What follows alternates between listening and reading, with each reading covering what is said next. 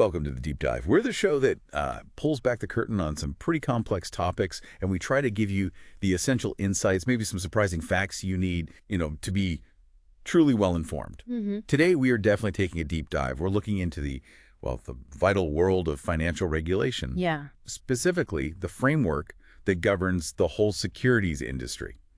So if you've ever wondered how the financial world, keeps itself in check, or maybe you're even thinking about a career in this field, this is for you. That's exactly right. And we're going beyond just, definitions. We want to explore why these rules are even here and how they actually protect investors and maintain stability in the markets. Right. Understanding this stuff isn't just about memorizing facts for a test. It's really about grasping the foundational structure, the thing that underpins every single transaction. Okay, so our main guide for this deep dive, it comes from insights that are, typically covered in the Securities Industry Essentials exam, the SIE exam. Right, the SI. But don't worry, we promise we're not going to just bog you down with every single technical detail. Our mission here is to kind of pull out the most important nuggets of knowledge, give you a shortcut maybe, to understanding the rules that keep the financial world running. Hopefully smoothly. Hopefully, yeah. So let's start with the why. If you're looking to step into a career maybe in the securities industry, this SIE exam, it's your foundational first step. It basically shows you get the basics. Exactly. Think of the SIE as your general license to learn more. Yeah. Once you pass that, then you typically take more specialized exams. Okay. Like maybe a Series 7 if you want to be a general registered representative, or a Series 79 for investment banking. These qualify you for specific jobs. Right. And here's a really critical point people sometimes miss. No. Once you're licensed, you're supervised by someone called a principal. Okay. A principal? Yeah. And this person isn't just managing your work. They are actually responsible, legally liable for your actions. So it creates this really direct line of accountability. Huh. That is fascinating. Direct liability. Yeah. But it still kind of begs the question, why so many layers of rules? Yeah. I mean, why can't people just, do business? That's a great question. And the answer really lies in the sheer scale and complexity of the financial industry.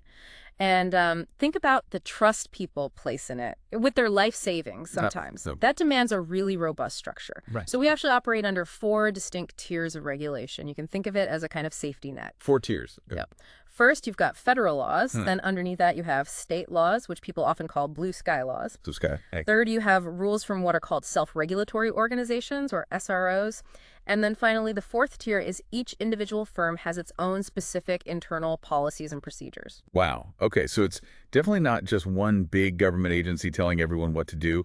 It's a truly multi-layered approach, and each layer influences how finance actually operates day to day. Precisely. All right, let's start at the top then. The federal level. Who's the biggest player there? Well, at the federal level, the main watchdog is the U.S. Securities and Exchange Commission, the SEC. Right, the SEC. Hear about them all the time. Exactly. It's an independent federal agency, which means it operates somewhat outside direct political control. Its main job is, 3 things, really. Protect investors, make sure our markets are fair and orderly, and facilitate what's called capital formation. Okay, capital formation. That sounds important, but maybe a bit jargony. For those of us new to the term, what does that really mean in practice? Good question. It's essentially about making it easier for companies to raise money, get funding from investors so they can grow their businesses. And on the flip side, making it easier for investors to put their money to work efficiently. Got it. So connecting money with ideas and growth. That's a good way to put it. And the SEC achieves this by enforcing the laws that Congress passes. They oversee securities transactions that cross state lines, which is most of them these days. And if they find violations, their Division of Enforcement can investigate and take civil action, like fines or injunctions. Okay. Now, if they uncover potential criminal activity, that's when they loop in the Department of Justice, the DOJ. Okay, so the SEC handles the civil side, DOJ the criminal, but the SEC isn't operating completely alone up there at the federal level, is it? Who else is part of this federal oversight picture? Oh, far from it. You also have the Department of the Treasury and the IRS. They're super important in tracking and preventing illegal stuff like money laundering. Right, following the money. Exactly. And the IRS, of course, gives guidance on all the tax implications of buying, holding, selling securities. That's crucial. Definitely. Then there's the big one, the Federal Reserve Board. People just call it the Fed. Ah, yes, the Fed, always in the news. Always. Think of them as the U.S. Central Bank. Their board of governors basically controls the nation's monetary policy. Things like the money supply, interest rates. They're aiming for, well, the ideal is maximum employment and stable prices. So they're trying to keep the whole economy on an even keel.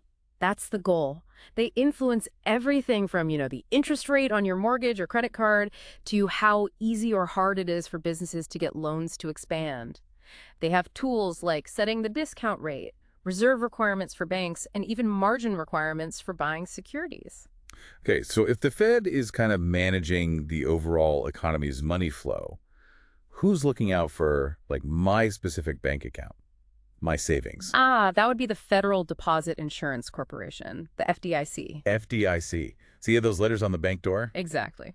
They're another independent agency. Their job is to maintain stability and, crucially, public confidence in the banking system. They do that by insuring bank deposits. Right now, it's up to $250,000 per depositor per FDIC-insured bank.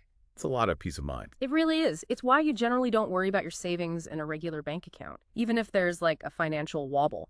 They also examine banks constantly to make sure they're operating safely and soundly. Okay, so we have these powerful federal agencies, SEC, Treasury, Fed, FDIC. But their power comes from somewhere specific, right? You mentioned laws passed by Congress. Let's talk about those landmark federal acts that really shaped the system we have today. These aren't just like historical dates, are they? They define how things work right now. Absolutely. You can think of these acts as the blueprints for the whole regulatory house. First up, we have the Securities Act of 1933. 1933, so right after the big crash. Exactly. A direct response to the 29 crash and the Great Depression that followed. Its main focus was the primary market. Primary market, meaning? That's where securities are first sold by a company to the public, like an IPO, an initial public offering. Gotcha. The core principle of the 33 Act was revolutionary at the time, making sure investors received full and fair disclosure about what they were actually buying so they could make informed decisions. So it basically shifted the burden from buyer beware to seller, you better tell the truth. Precisely. It made companies accountable for the information they put out there. Now, its counterpart is the Securities Exchange Act of 1934. Okay, the 34 Act, what did that add? Well, while the 33 Act focused on new issues, the 34 Act turned its attention to the secondary market, Which is? where securities are traded between investors, think the New York Stock Exchange, NASDAQ, everyday trading. Right. And crucially, the 34 Act is what actually created the SEC. Ah, okay, so SEC wasn't around from the start. Nope, born out of the 34 Act. And this act gave the SEC broad regulatory authority over both primary and secondary markets. It also, interestingly, gave the Federal Reserve the power to oversee credit extensions or margin used when buying securities. They set the rules under something called Regulation T. Okay, just quickly on that, when we talk about margin, what does that actually mean for a regular investor? Simply put, it means borrowing money from your brokerage firm to buy more securities than you could with just your own cash. It can amplify your potential gains, but, and this is a big but, it also amplifies your potential losses. So the Fed sets rules to manage that risk in the system. Makes sense. Yeah. Okay, so we have these big federal acts. Yeah. What about, how did the industry itself get involved in the regulation game? Good question. That really started with the Maloney Act of 1938. This act basically allowed for the creation of what we mentioned earlier, self-regulatory organizations, or SROs, specifically for the over-the-counter or OTC markets, stocks not trading on major exchanges. This led directly to the formation of the National Association of Securities Dealers, the NASD, in 1939. NASD? Heard of them. Yeah, they were huge for decades. And then, much later, in 2007, NASD actually merged its functions with the New York Stock Exchange's regulatory arm to form FINAR, which is the main SRO today. We'll definitely talk more about FINAR. Okay, cool. So federal laws set the broad strokes. But I imagine there are also acts designed for like specific types of investments or the professionals who manage them. Yes, absolutely. For instance, the Investment Company Act of 1940. This one regulates companies that pool money from lots of investors and then invest it in securities. The most common example, mutual funds. Mutual funds. Millions of people own those. Exactly. So that act sets rules for how they operate, how they're structured, what they have to disclose. And its companion piece, also from 1940, is the Investment Advisors Act. Okay, so this one's about the advice part. Precisely. It regulates firms or individuals who are in the business of providing investment advice for compensation. To figure out if someone qualifies as an investment advisor under the Act, they generally use what's called the ABC test. ABC test. Okay, what's that? It stands for providing advice, operating as a business, and receiving compensation for that advice. ABC? Simple enough. Yeah, it helps differentiate, say, a portfolio manager who clearly fits from maybe a lawyer or accountant who might give some financial advice incidentally as part of their main job, but isn't charging separately for it. They'd likely be excluded. Got it. That makes a lot of sense. So, okay, that covers advice. What about protecting investors if their brokerage firm itself, like, goes bust? Is there anything for that? Yes, a very important one. That's where the Securities Investor Protection Act of 1970, or SIPA, comes in. SIPA. Okay. SIPA created SIPC, the Securities Investor Protection Corporation. Now, SIPC is not a government agency. It's an industry-funded, nonprofit insurance entity. Insurance. Like the FDIC for banks. Sort of, but with a crucial difference. SIPC protects customers if their brokerage firm fails, like becomes insolvent or goes bankrupt. It does not protect you against market losses or just making bad investment choices. Ah, okay. That's a really important distinction. So it's not insurance against your stocks going down. It's insurance against your broker disappearing with your assets. Exactly. If the firm collapses, SIPC steps in to help ensure that the securities and cash held in your account are returned to you up to certain limits. What are those limits? Currently, it's up to $500,000 per separate customer, which includes both retail folks and institutions. However, within that $500,000, there's a limit of $250,000 for cash holdings. Okay, 500K total, 250K cash max. And what counts as a separate customer? Like if I have a regular account and an IRA at the same firm. Good question. Generally, accounts with the same registration, like a cash account and a margin account and just your name, are combined for coverage. But accounts with different registrations, like your individual account versus a joint account with your spouse or your IRA, usually get separate coverage. Okay. And what isn't covered by SIPC? Well, things like commodities accounts aren't covered. Uh-huh. Also, if securities are specifically registered in your name, not held in street name by the broker, they aren't covered because you technically still own them directly. And accounts of other broker-dealers or the personal accounts of the firm's senior officers aren't covered either. Makes sense. And how does it actually work if a firm does go bankrupt? A trustee is appointed by a court. They work to figure out what assets the firm has and who owns what. Customer claims are generally based on the market value of their securities on the date the trustee is appointed. FIPC funds are used to make up any shortfall up to those limits. If your claim is larger than the SIPC limits, you might become a general creditor for the remaining amount. Okay. And do firms have to tell you about SIPC? Oh, yeah. Member firms must give new customers written notification about SIPC when they open an account. And then annually, they have to provide existing customers with SIPC's contact info, website, phone number, and remind them about the coverage, usually via a brochure. Good to know. Okay, let's maybe jump ahead chronologically a bit. Yeah. There was another act related to retirement, wasn't there? Yes, ERISA, the Employee Retirement Income Security Act of 1974. That's a big one. It governs private sector, qualified retirement plans like 401ks and pensions. It sets minimum standards for things like funding, vesting schedules, eligibility, and importantly, the fiduciary responsibilities of those managing the plans. Okay, so ERISA protects your 401k. And then you mentioned municipal securities earlier. They got their own board. They did. The Securities Act's amendments of 1975 established the Municipal Securities Rulemaking Board, the MSRB, as the SRO specifically for the municipal bond market. Okay, but you mentioned something important about the MSRB earlier. Right. The key thing to remember is that while the MSRB writes the rules for dealers in the muni market, it lacks enforcement authority. The rules are actually enforced by the SEC or FINRA. Huh. Interesting division of labor there. Okay, now let's jump to the 80s. I feel like there were some high-profile scandals back then involving people trading on secret info. Oh, definitely. That led directly to the Insider Trading and Securities Fraud Enforcement Act of 1988. Makes sense. This act explicitly prohibits trading securities based on material, non-public information.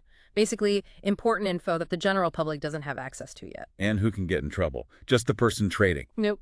The act makes it clear that both the tipper, the person who provides the inside information, and the tippee, the person who receives and trades on it, can be held liable, and the penalties are severe. How severe? We're talking criminal penalties, up to $5 million in fines and 20 years in prison. Plus, the SEC can bring civil suits seeking penalties up to 3 times the profit gain or loss avoided. They call that treble damages. It's a massive deterrent. Wow, treble damages. Okay. What about really low-price stocks? Are there special rules for those? Yes, there are. The Penny Stock Reform Act of 1990 came about because, well, these stocks typically defined as non-exchange traded stocks trading under $5 per share can be highly speculative and prone to manipulation. Right, penny stocks. So the act imposes specific requirements on firms when they solicit sales of penny stocks to new customers. They have to provide detailed disclosures about the risks and, critically, get a signed document back from the customer acknowledging they understand those risks before the trade happens. So extra paperwork to make sure people really know what they're getting into. Exactly. And speaking of protecting consumers, there's another act from around that time dealing with something slightly different. Annoying phone calls. Ah, cold calling. Yep, the Federal Telephone Consumer Protection Act of 1991, or TCPA. It requires firms that make solicitation calls to maintain a company-specific do not call list. Okay. And it also established time restrictions. Generally, solicitation calls are only permitted between 8 a.m. and 9 p.m. in the called party's local time zone. 8 a.m. to 9 p.m. Good to know. All right, let's jump forward again to a really significant piece of legislation, one that came directly out of the tragic events of 9/11. You must be referring to the USA Patriot Act of 2001. That's the one. Yeah, this act significantly strengthened the tools available to prevent, detect, and prosecute international money laundering and the financing of terrorism. And how did it affect financial firms specifically? It imposed much stricter requirements for verifying customer identities. The whole Know Your Customer, or KYC process, became much more robust. It also mandated stronger measures and procedures for financial firms to monitor for and report suspicious activities that might indicate money laundering or terrorist financing. It's really about preventing the financial system from being misused for illicit purposes. Okay, that makes total sense. Wow, that's quite a rundown of the major federal acts. Mm-hmm. So we've covered the big federal watchdogs, these landmark laws, but you mentioned earlier that the industry itself plays a huge role through these self-regulatory organizations, or SROs. How exactly does that fit in? Right, this is Tier 2, and it's really where the day-to-day rubber meets the road for many firms. SROs are membership organizations, and they create and enforce the specific operational rules that brokerage firms must follow. So more detailed rules than the federal laws. Generally, yes. They focus on promoting fair and ethical trading practices, requiring firms to exercise reasonable due diligence, standardizing procedures, that sort of thing. They operate under the SEC's oversight, of course. Okay. Now, you mentioned a crucial distinction earlier about SROs.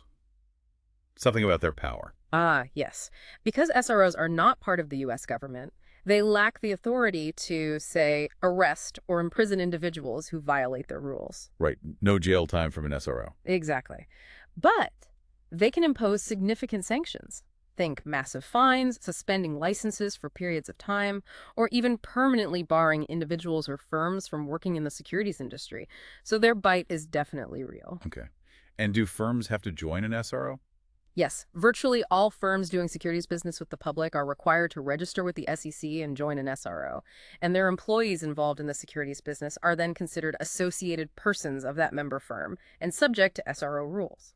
Okay, so who are the major SRO players we should know about? You mentioned FINRA earlier. FINRA, the Financial Industry Regulatory Authority, is definitely the big one. They're the primary SRO for basically the entire securities industry in the U.S. And interestingly, they are also responsible for developing and administering the content of the SI exam itself. Ah, so they write the test we've been talking about. They do. FINRA has several sets of rules. Their conduct rules govern the interactions between firms and customers, things like compensation, communication, suitability, sales practices. Okay. Then there's the Uniform Practice Code, or UPC, that standardizes the procedures for how trades are cleared and settled, handling dividends, etc. Make sure everything runs smoothly behind the scenes. Gotcha. They also have a code of procedure, the COP, which outlines the disciplinary process if a firm or associated person violates FINRA rules, how investigations happen, hearings, appeals. Right, the enforcement part. And finally, there's the Code of Arbitration, which provides a forum for resolving monetary disputes.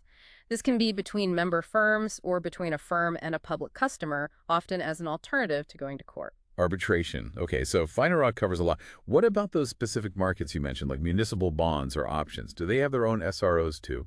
Well, for municipal securities, as we discussed, there's the MSRB, the Municipal Securities Rulemaking Board. Right, the rule writers, but not enforcers. Exactly. They formulate and interpret the rules related to the underwriting and trading of municipal securities. They focus on professional standards, fair practice, record keeping, things like that.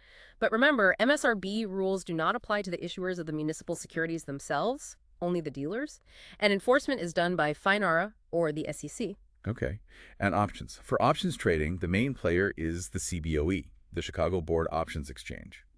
While it started as just an exchange, it now also functions as the SRO for treating listed options contracts on stocks, indexes, interest rates, ETFs. It's the largest options market in the U.S. and sets the rules for conduct in that specific space. CBOE for options. Got it. Okay, so I've covered federal laws, Tier 1, the industry's own SROs, Tier 2. But you said there were 4 tiers. What about closer to home, like at the state level? Right, that brings us to Tier 3, state regulation, often called blue sky regulation. Ah, the blue sky laws again. Yep. The key here is that each individual state has the authority to impose additional requirements on top of the federal and SRO rules. Additional requirements, like what? Typically, this involves registration. Broker-dealers, their agents, which are the registered representatives and investment advisors, generally have to register in each state where they conduct business. States can require exams, charge fees, and have their own specific conduct rules. So you could be compliant federally and with INRI, but still violate a state rule. Absolutely. These state rules, collectively known as blue sky laws, are generally based on a model law called the Uniform Securities Act, or USA. This model act is developed and updated by an organization called the North American Securities Administrators Association, or NASA. NASA. NASA is actually the oldest international investor protection organization, and its members, the state securities regulators, often enhance their regulations to be even stricter than federal or SRO minimums, aiming to provide extra protection for investors within their state borders against fraud. That's a great bit of context, NASA being the oldest. Okay, and finally, that brings us to the 4th tier, the most granular level, the rules within the firms themselves. Yeah. Exactly. Tier 4 is firm-specific policies, sometimes called in-house rules. Every single member firm is required by SRO rules, like FINRA's, to establish and maintain its own system for supervising its personnel and their activities. Okay. This system has to be detailed in the firm's written supervisory procedures, or WSPs. WSP sounds official. They are. These WSPs are basically the firm's internal rulebook. They detail the firm's specific policies and procedures based on their business model, identify the individuals responsible for enforcing those procedures, like the principals we mentioned earlier supervising the reps, and outline how that supervision will be carried out. So different departments, different roles. Right. They categorize personnel, registered principals who manage and supervise, registered representatives, or RRs, who deal with clients, and unregistered employees who might be in administrative, tech, or support roles and have different limitations on what they can do. And here's the key takeaway for you, the listener, right? A firm's internal rules, their WSPs, might actually be significantly more stringent than the minimum standards set by the SEC or FINRA or the state. Precisely. Firms often implement stricter rules to better manage their specific risks, maintain their reputation, or simply ensure a higher standard of conduct than the baseline requirements. So just following the law or SRO rules might not be enough. You also have to follow your firm's own potentially tougher internal policies. Wow. Okay, so what does all of this complex layering really mean for you, our listener?